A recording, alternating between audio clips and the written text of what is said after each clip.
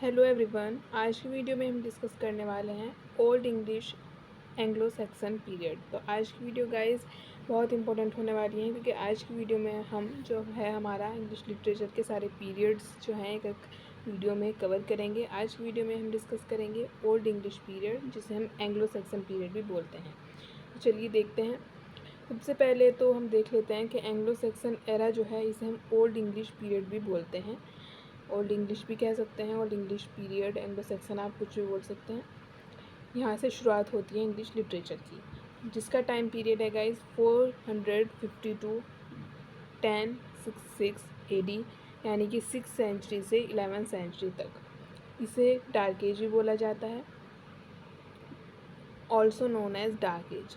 Migration की जो हमारा पॉइंट है, इसमें देखते हैं हम Germanic tribes, Angles, Saxons and Jutes यहाँ पे आए थे, जिन्होंने जर्मन से आके इंग्लैंड में जो ये एक ट्राइब थी, यहाँ पे इन्होंने वास किया था, जिससे शुरुआत मानी जाती है। They migrate to and settled in England during the early medieval period. ये यहाँ पर सेटल हो गए थे इंग्लैंड में।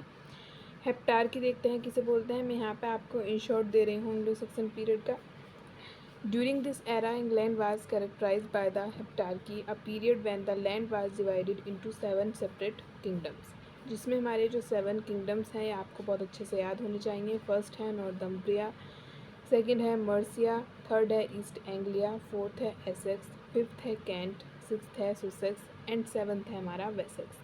यहाँ पे वेसेक्स जो है वो वेरी वेरी इंपॉर्टेंट है हमारा, लेकिन आपको याद साथ के साथ होने चाहिए कि हेप्टार्की में हमारे 7 किंगडम्स आते हैं। चलिए आगे देखते हैं।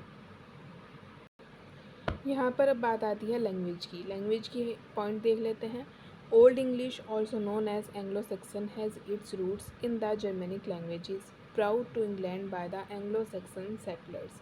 जो यहाँ पे हमने भी पढ़ा था, जूट्स, एंगल्स, ये जो आए थे यहाँ पे ट्राइब्स आई थी, वो अपने साथ जर्मनी भाषा को लेकर आई थी। तो यहाँ पे इसी का रिवाज था इंग्लैंड में उस टाइम। लिटरेचर देखते हैं। The primary literature form of this period were epic poetry, heroic narratives, religious text and later some prose works. Literature पे यहाँ पे ये काम हो रहा था, जिसमें हमारा जो एपिक है वो फेमस है। एपिक पोइट्री हमारी बेवुल्फ वेरी वेरी इंपॉर्टेंट है। अगर ओल्ड इंग्लिश का जिक्र हो रहा होता है एंग्लो सेक्सन का, वहाँ पे बेवुल्फ का नाम ना आए ये नामुमकिन है। ये वेरी वेरी इंपॉर्टेंट है इस पीरियड का। नेक्स्ट आएगा हमारा हीरोइक पोइट्री, इसमें आ जाएगा हमारा famous the battle of Maldon. Next है एलिजिक पोइट्री, जिसमें हमारा फेमस है the वेंडरर।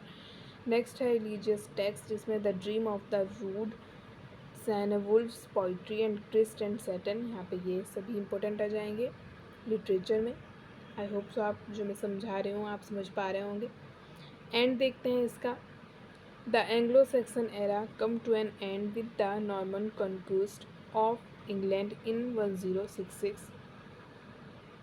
The key events marking this transition was the Battle of Hastings, fought on October 14, 1066, between the forces of Harold II, the last Anglo-Saxon king of England, and William, Duke of Normandy। तो यहाँ पे इसका and हो जाता है, ये आप समझ गए होंगे। नेक्स्ट देखते हैं अदर इम्पोर्टेंट राइटर्स, जिसमें आएंगे हमारे Caedmon, Cynewulf, King Alfred the Great, Bede और सेंट अगस्टाइन। ये यहाँ पे इम्पोर्टेंट राइटर्स थे। In this period kennings are used for example. Kennings क्या होता है आप देख लीजिए। ये एक मेटाफेरिकल एक्सप्रेशन होता है, कंपाउंड मेटाफेरिकल एक्सप्रेशन यहाँ पे लिखा हुआ है। जैसे वेल रोड, यानी कि यहाँ पे सी की बात की गई है, तो इस तरह की जो वर्ड्स यूज़ होते हैं उन्हें हम कैनिंग्स बोलते हैं। तो यहाँ पे इस चीज़ का बहुत यूज़ होता था इस पीरियड में।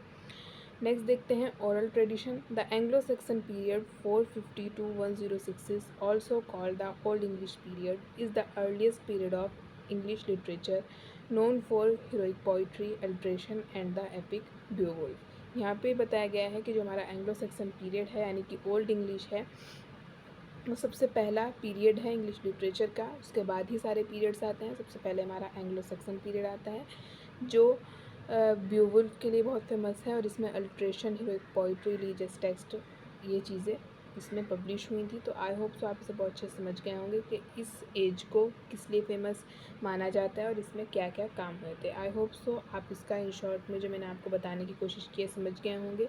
बहुत ब्रीफ वीडियो मैंने डिटेल में नहीं बनाई है, बट मैंने कोशिश की है कि अगर आपके सामने द एंग्लो सैक्सन पीरियड लिखा हुआ आए या कोई भी क्वेश्चन आए, कहीं पर भी बात हो रही हो, तो आपको मोटी मोटी जानकारी इसके बारे में होगी कि एंग्लो सैक्सन पीरियड क्या होता है और किस किस तरह इस पीरियड में काम हुए थे। तो आई होप सो आप इस पीरियड को अच्छे से समझ गए होंगे। इसी तरह आगे भी हम सारी वीडियोस में एक एक करके सारे पीरियड्स को बहुत ही अच्छे से डिटेल में कवर करेंगे, सारे इंपॉर्टेंट पॉइंट्स को डिस्कस करेंगे।